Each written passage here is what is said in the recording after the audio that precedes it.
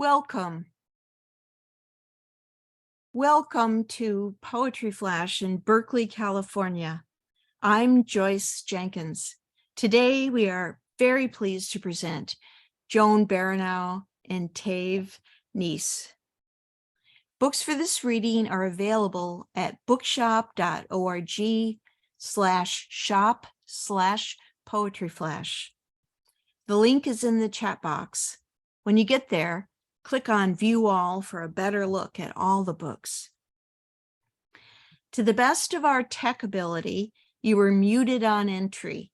Please stay muted. This event is being recorded and will be posted on the Poetry Flash YouTube channel and Facebook page in a few days.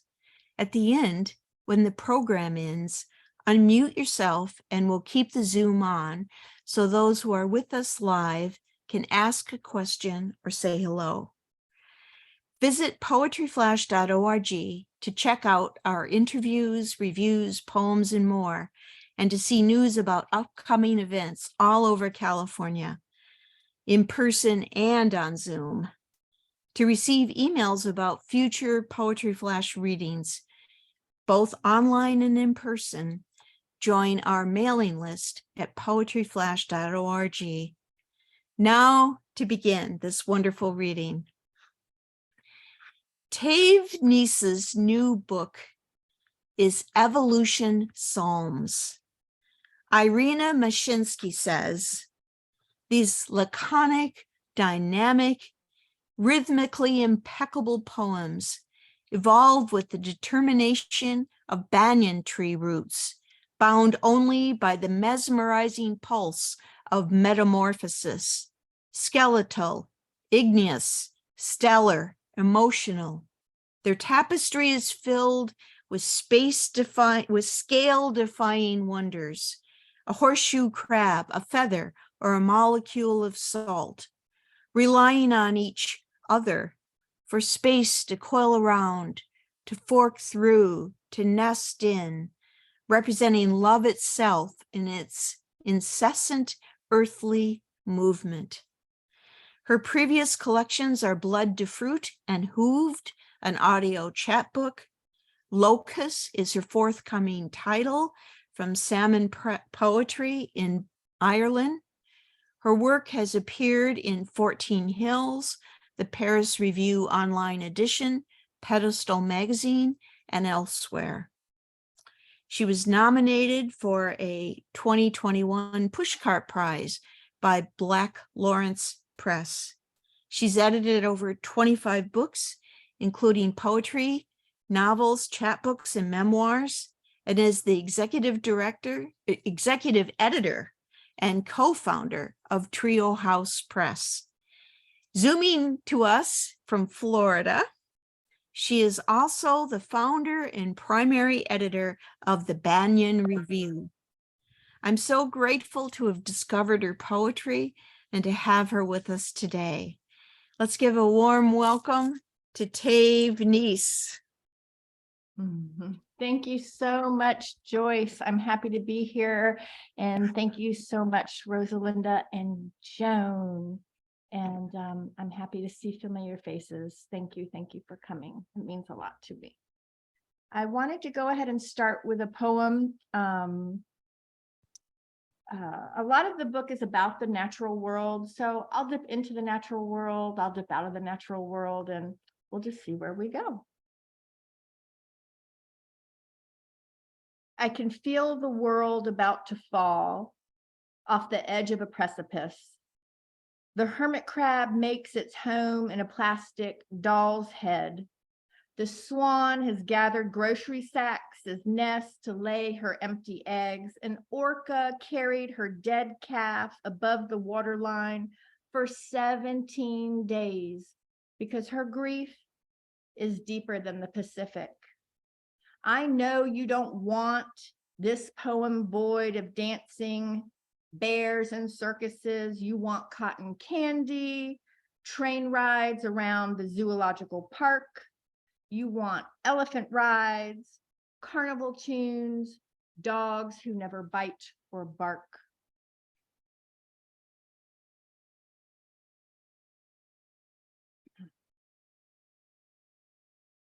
Harvest. And it has this poem has an epigraph. I tend to write these really itty bitty tiny little lyrical poems. And I have kind of a long epigraph for this tiny little lyrical poem. The marvelous thing about the horseshoe crab, though, isn't the color. It's a chemical found only in the amoebocytes of its blood cells that can detect mere traces of bacterial presence and trap them in inescapable clot, which to me is very fascinating, very fascinating. That was Alexis C. Madrigal. So Harvest. Lead for our tests on coagulation. Living horseshoe crabs are kept by the thousands in warehouses to gather their ice blue gels. We pluck them from shallow ocean waters. We pluck them from the February shore. Their desire to mate, an unshakable spell, to leave strands of salty eggs, their demise, hung over glass bottles, tubed, pierced, tied, drained, the primordial keep us alive.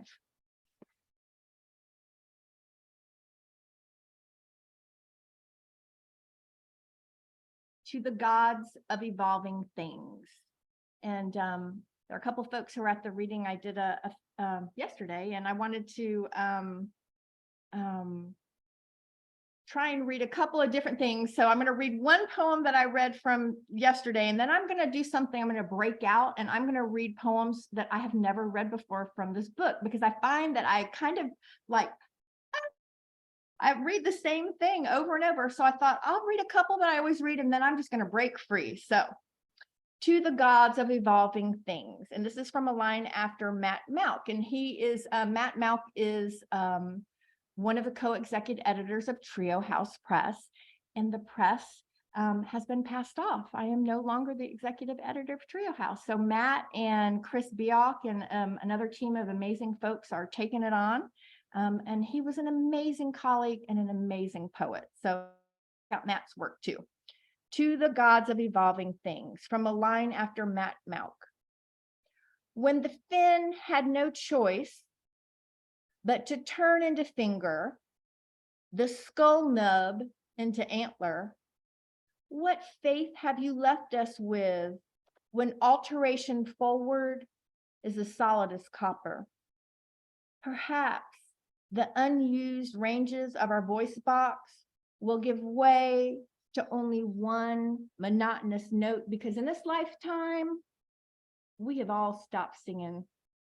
Since we forget to hear the talking of trees, one to the other, trunks swirling in aria, roots' muffled stretch through soil, will you unravel the nautilus of our inner ear?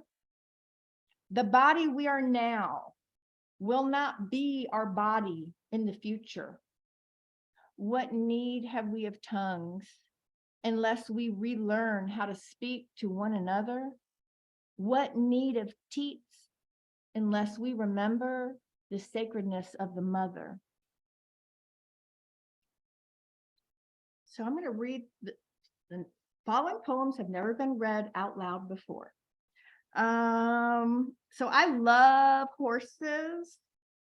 I tend to write a lot about animals anyway, but I love horses. And I don't know if you guys know, there was a racehorse many years ago called Baranow, many years ago, and the horse stumbled, and it was this horrible, tragic thing. Baranow gone down. Colt kissed by Mercury on each hoof. It was Achilles who felt your plight, knew the shame of tumble. Once your femurs were willows. Once your ligaments brought flight to flank and mane. How quickly flesh swivels, unravels like skein. Unable to withstand saddle, leather of bridle, there's no more quiver of your soft ear. Debtor's cheer igniting gallop, rhythm of holy muscle. But the ground knows where you first broke canter, though pasture is long fallow, grass and seeds still tremble.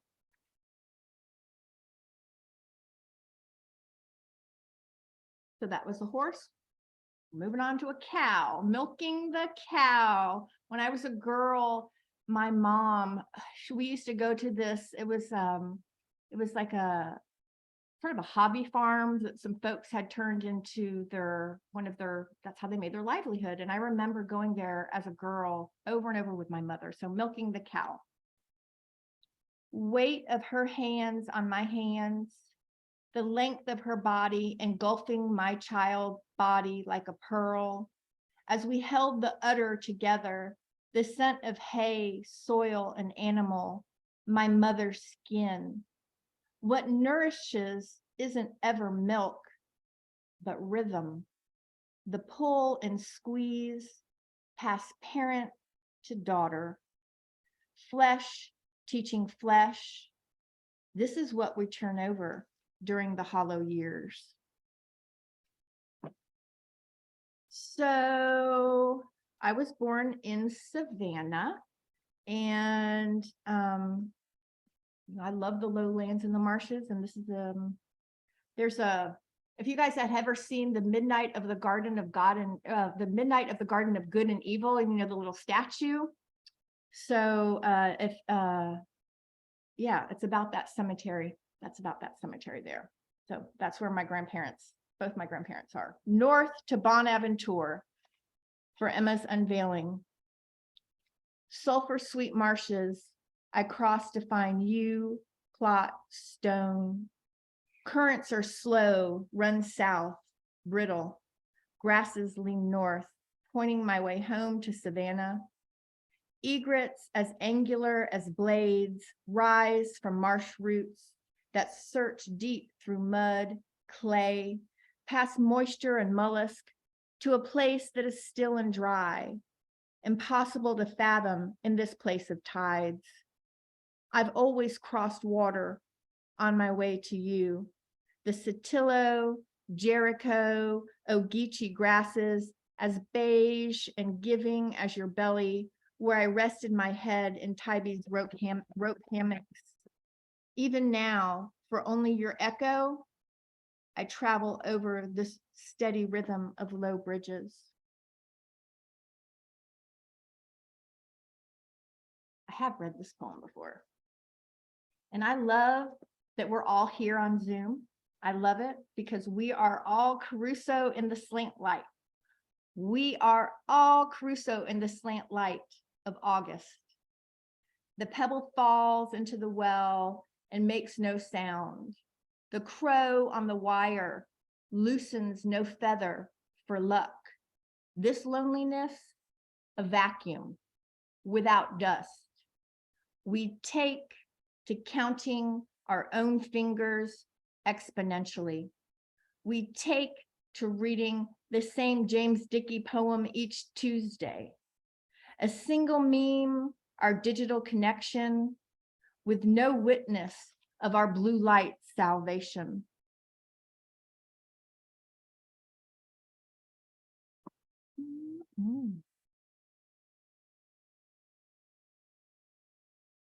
The place of longing is blue. I mean, if longing is a color, it's blue, I think. The place of longing is blue, filled with a bowerbird string lint, a bottle cap left as a noisemaker akin to a cymbal, is filled with lost downy feathers, discarded pieces of cobalt, bottles, shattered treasure.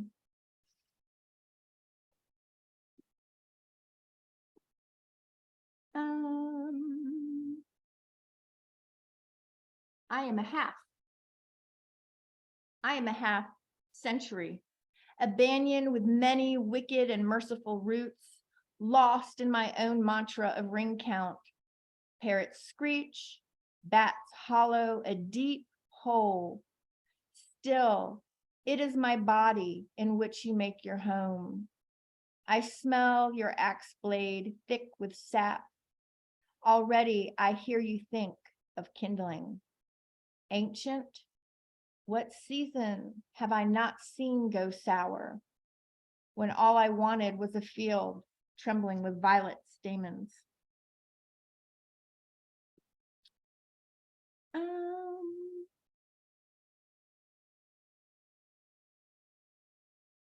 I'm going to go ahead and read the title poem. It's called Evolution Psalms. So I lied. I usually do read this when I read, but I wanted to read this one, and then I will close it on out and pass it on over. Evolution Psalms. Praise the slow crack of bones, sprouting feathers, marrow, lightning, and preparation for sky. Praise the fish's desire to slip from salt water to sand, the invertebrate's flexion, spine.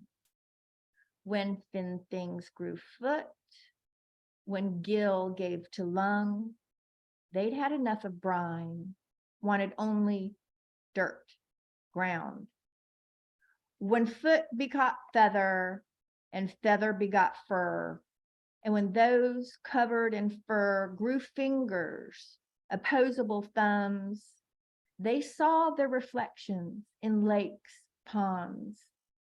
Below swam the scaled and tailed, who they lifted, let swirl against palms, silver mouths caressing their fingers, hands remembering original mothers.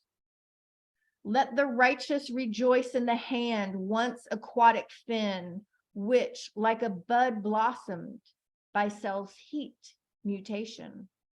Wind chiseled the face of Homo erectus, the frontal brow receded from its caress.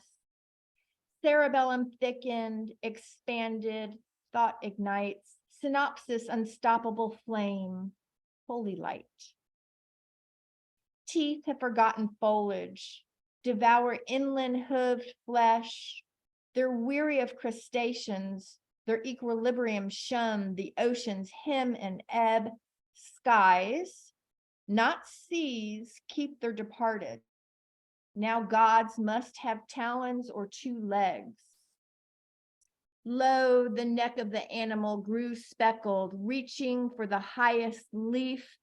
Hunger contorted muscle, desire for chlorophyll's sweet, elongating bone, nerve sheath. Gracious is the dome shell over soft limbs of silent reptiles with no need for song. Grief and darkness delivered outward bone as swaddle and refuge for enemies' incisors, wrongs. Let light illumine the atavism, the whale's genetic code for growing legs. Let the fowl's one missing protein for erupting teeth. Let light illumine the human tail upon embryo swirling at 7 weeks. Praise the mammal with wings, the reptile that gives live birth to her young. Praise the puzzle of fossil shift of bone, mandibles stretch in rescission, 3 toes turn hooves, our single cell origin before oxygen's collision. Trust in the flesh's alteration. Life forces earn our salvation.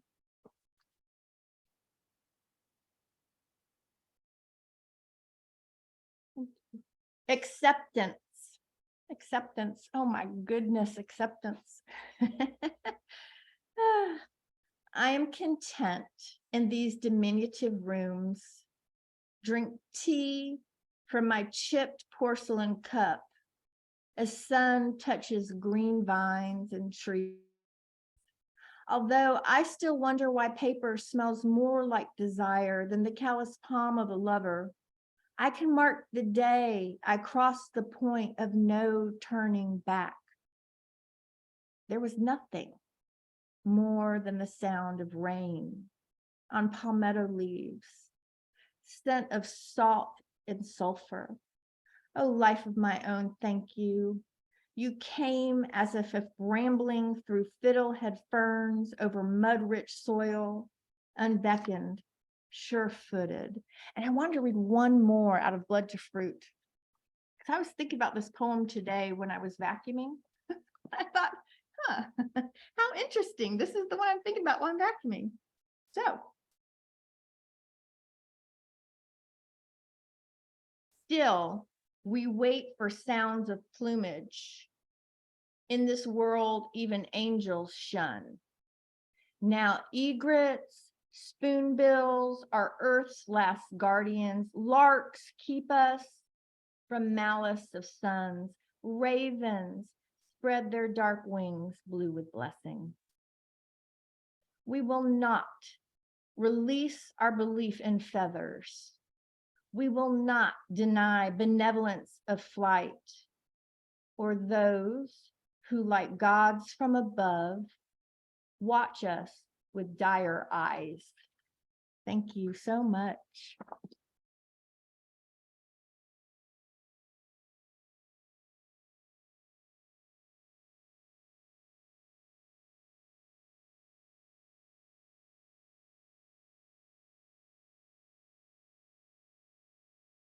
Okay, there we go.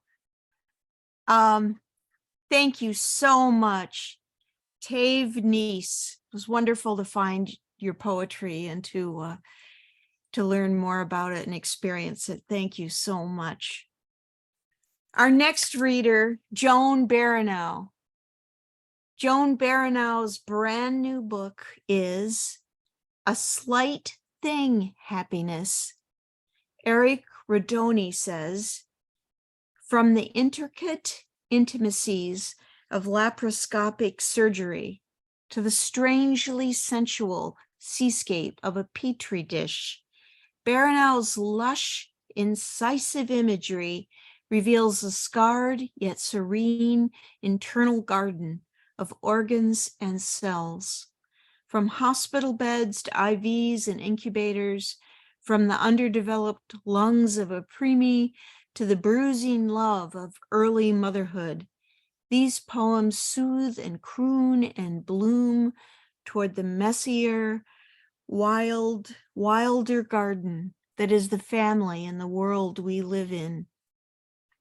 Baranow's previous books are Still You, Poems of Illness and Healing, In the Next Life, Living Apart, and Mourning 3 Poems.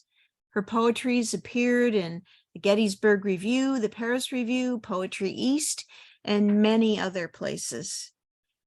A fellow of the Virginia Center for the Creative Arts and member of the Community of Writers, she has received individual artist fellowships in poetry from the Marin Arts Council and the Ohio Arts Council. She founded and teaches in the low residency MFA program in creative writing at Dominican University of California, which is a very important program here in Northern California. I'm very honored to present to you Joan Baranow. Thank you so much, Joyce and Rosalinda and Tayve, and also St. Julian Press, who has published Tayve's and my books. It's a beautiful press. And thank you all also for being here. You may notice that my speaking voice is a little altered. I had some oral work done, but I will carry on with the reading. Tayve, I was really enjoying the natural history in your poetry. And so in light of that, I'm going to read this poem, which was also partly inspired by a poem by Amy Gersler, a poet I really enjoy.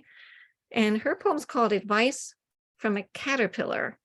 And so I thought, how about advice from a moth?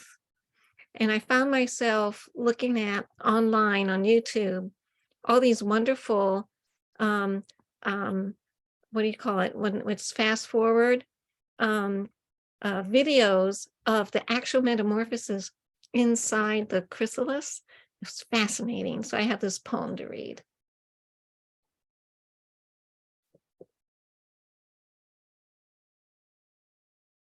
Advice from a moth. Never mind your freakish start, your 9 legs melting, your face sloughed and tossed, your skin like a damp slip so tough to tug off. How then for weeks you dried, mummified. Forget all that. You must hoist yourself out of the cracked pupa. Breathe through spiracles that flank your thorax like flutes. Cling to a twig while erecting your wings. Dusted all over, crisp for flight, enjoy the erratic path. Touch leaf and grass with your itchy proboscis. Veer from bird call no matter the song. Your slumberous metamorphosis prepared you for loneliness. Be glad those blind eyes on your back never blink. On these brief days, mating or laying eggs, admire the silken city your species left suspended in the trees. Don't let light fool you. So I'm going to read a couple of poems, actually 3, from my book, A Slight Thing, Happiness. The cover art, by the way, is a detail of a painting by a friend of mine, an artist from San Francisco named Vicki Chabin.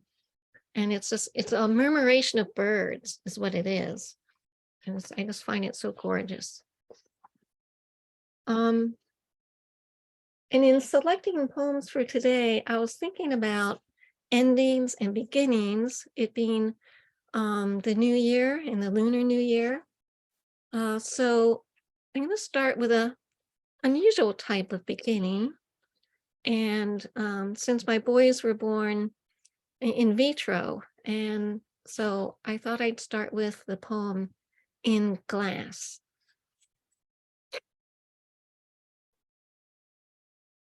Inside the glass, pearl and fish, a splash of blood, whereupon there came an explosion, red rising, salt touching the fragrant flower. Oh, sun, you were beautiful, waking like that, your moons urging you to travel the edges of the dish. Pool of clear sand, reservoir of heat. You must have liked dividing, liked reaching into the valleys of my womb. For when the others let go, when blood flooded my os, your heart would not stop, opening, closing.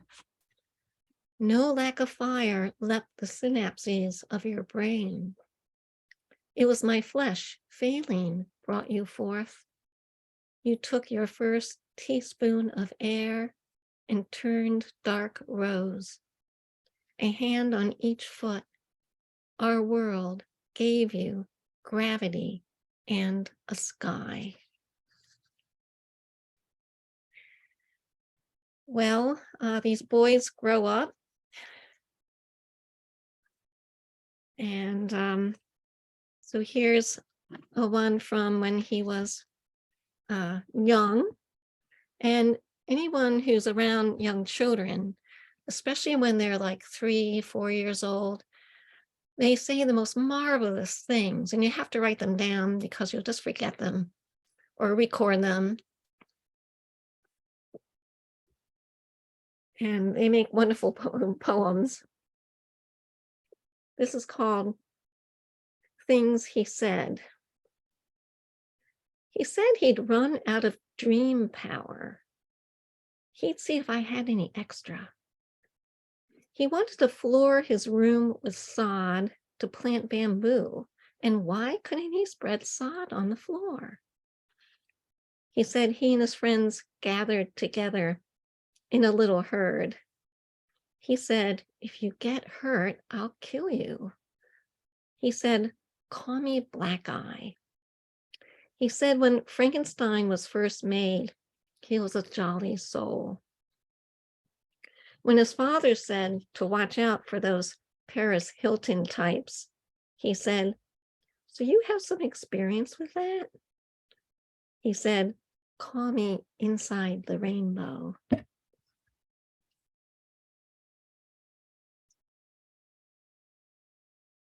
During the shelter-in-place period of time, the same son was home with us from college, which was really wonderful. I know it was a terrible time, but there were some silver linings, and having him home was one of them. So this is also, like my son says, on the same theme, but older.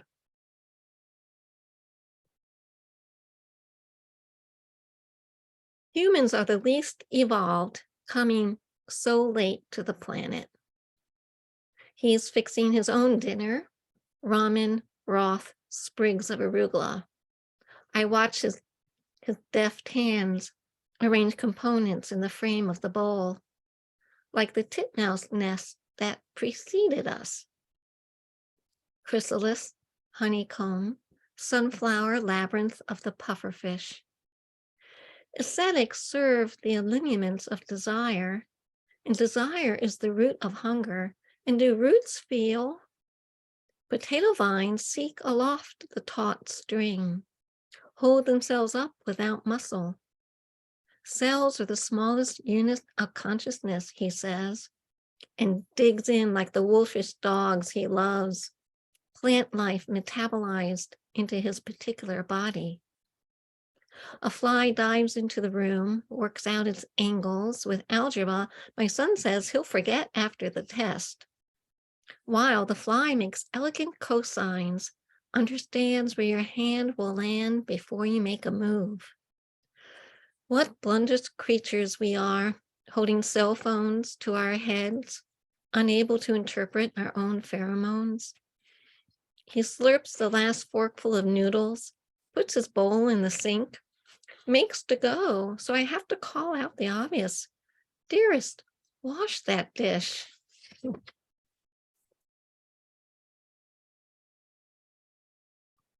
So in light of the shelter in place, which ended up providing time, I think for many of us, for activities that we wouldn't normally be doing. And I found myself writing quite a number of poems. And so I'm going to read just a few of those. We lived a lot on screen, as we do now, and have come to see how it connects us together. But it didn't feel like that at first. And this is called caudal autotomy, which is when you try to catch a lizard, which I have often tried to do, it will lose its tail. And so this poem is called caudal autotomy.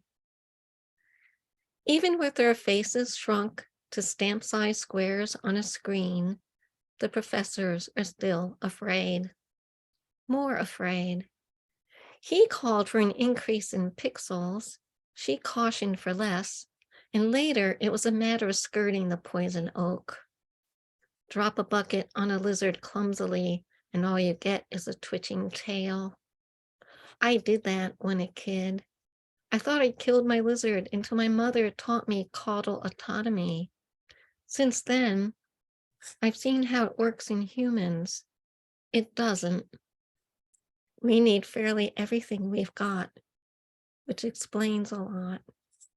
Some prefer to keep their faces sheeted. Some go mute. Some are still learning how to insert words into space, even without the current pandemic. Sure, I've sent a few emoji, been caught by clickbait. I pretended to teach in a cloud. Like you, I've had my share of amputations. Still, it's hard to unmute for the joke. When the host leaves and the silent screens go dark, one by one, the families come out to face the emptied streets and sky, hearing the sirens go by, singing from their balconies.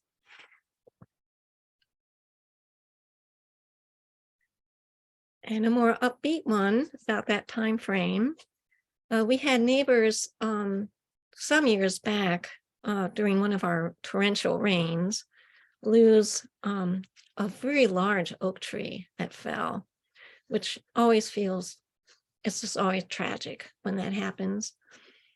But suddenly we had sunlight that we hadn't had before. So this is called Spring Despite.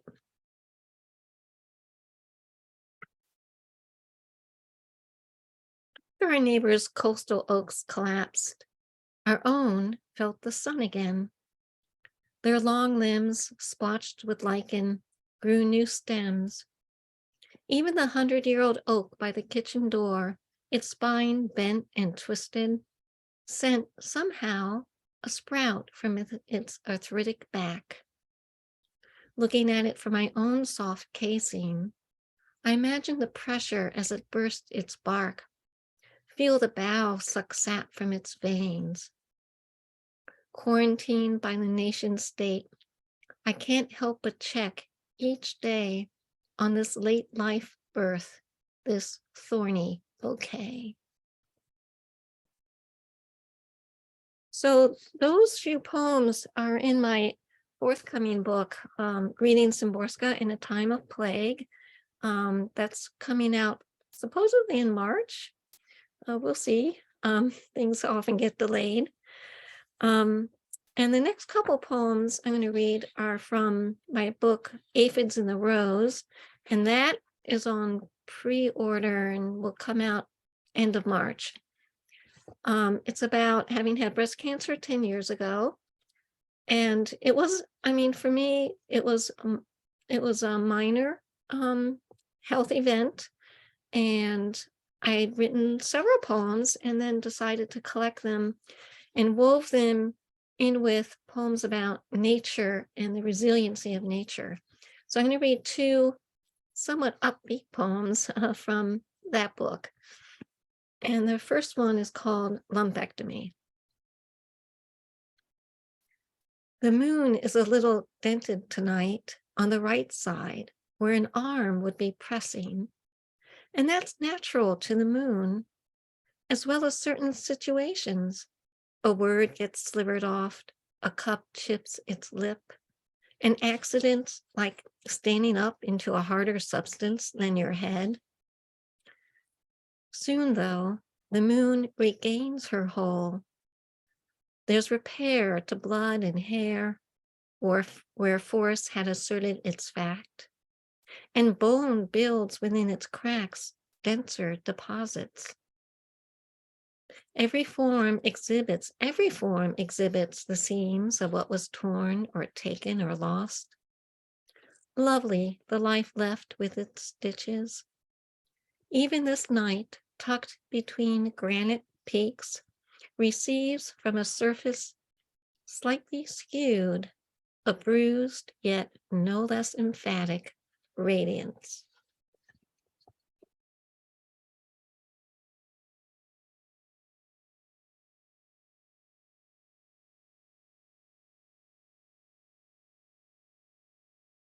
And this is a poem that ends the book called Routine Mammogram. And there's an epigraph from the Bible from Luke. But even the very hairs of your head are all numbered. Fear not, therefore. The young technician waves me in. The light is dim, the glass plate cold against my breast where she spreads it, practiced at positioning the skin's puckered folds for the cranial caudal view. Hold your breath, relax, step back, and then the medial-lateral view, and then the other breast with its marker showing where the surgeon cut my cancer out. I'm grateful for this test, for the doctor saying, your tumor's small. You've got a month of radiation, then tamoxifen. You'll look back on this as just a radar blip. It's true. I look back each year as x-rays pass through my tissue, grateful for the science that saved me, the luck that spared me. I write this in November 2021, while half the country takes chances with contagion. COVID or cancer, we can't predict whose damaged proteins won't be cured. But today, an early rain falls, our season's fires are out. I slip my bra back on, button up, most of me unscathed. I leave the clinic in my raincoat and count the number of my days.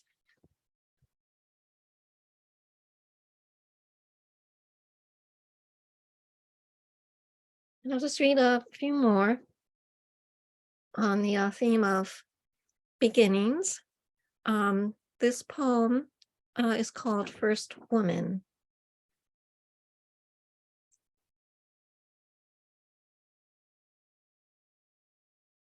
She took a shower first and combed her hair back from her tall forehead, letting it fall in impossible kinks down her back. She oiled her face and arms so the skin shone in the new sunlight touching the earth, to honor the sun that may have been a god or goddess, or just a distant element bluing the sky. She didn't know why, but knew she felt the warmth as she was supposed to, stepping barefoot from her shelter into the day, as into a dream, the aroma of earth filling her with rich tasks ahead. There would be tapestries hung for some, and wheels carrying others in a future season. For now, she dug rows for seeds and watered them, fruit and flowers for the body. There would be a man given to her, nights clasped under a wayward moon. He didn't know why, but knew how to help bring forth fruit from her body, and that together they would make more lives and bury the dead. They survived for a while and wondered without answers, or made up stories to amuse the hours between the needful work. It was neither good nor bad, or it was good and bad. It was one thing done after another. It was before looking back on anything. It was all looking ahead.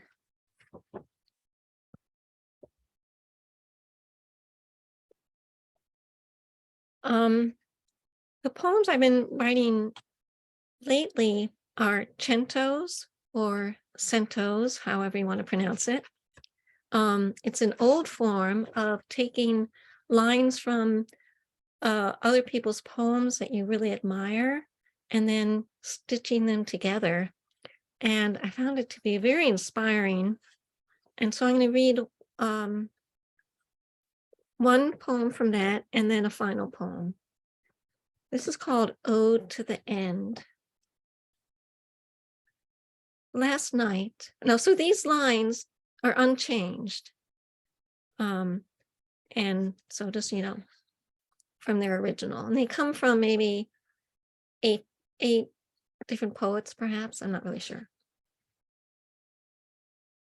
Last night, when the moon was visible again, it was the moonflowers that surprised us, floating into the night, pale, wet, alive, its crystals glimmering, each with its own clear instant. Nothing but white, the air, the light, lustrous with frost, an unrolled bolt falling as snow all over the land. Even if it's only reflected light drifting from the original idea of light as it vanishes in a skin of wind, leaning in, a world like this exists, radiant, featureless, cratery, in which everything winds down in the end and holds each of us spliced together as we are. Where are we all going? I can see how, when it happens, coming on like a dark hand. The earth shakes us, the life, the breath, which will shock at first. A scattering of salt, of bone and brick everywhere, everywhere frogs shouting, the sky a pure river of dawn. And when it does end, what can your past now say to you, though it no longer matters?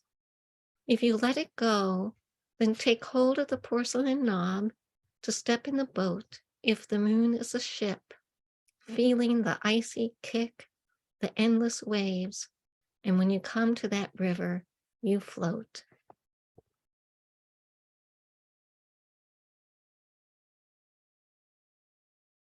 And the last poem, which is the last poem in my book, it's the Lunar New Year, I believe, and this is called Blue Moon. The moon lingers below the horizon, sending a sheen up in advance, like an envoy shouting the queen's arrival. Only the moon's just a bony crone like me, hooked to the earth by the same threads. And yet, here I am in the car, watching its curved rim crowning over the ridge and sliding without effort into the sky. Thank you.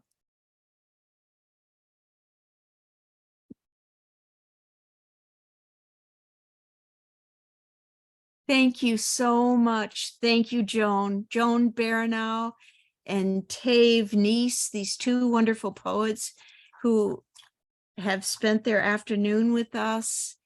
Thank you for Rosalinda Monroy's tech support, and to purchase the amazing books that we featured today, these two new books, please go to bookshop.org/shop/poetry-flash, and you'll see these books featured, and you'll be able to find out all about them, order them, and you'll be supporting independent book selling and this series also if you do that, and these wonderful poets.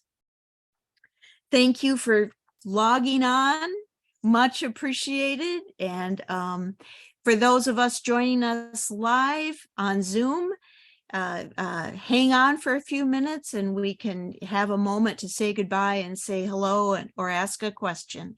So this is the end of the recording, and thank you.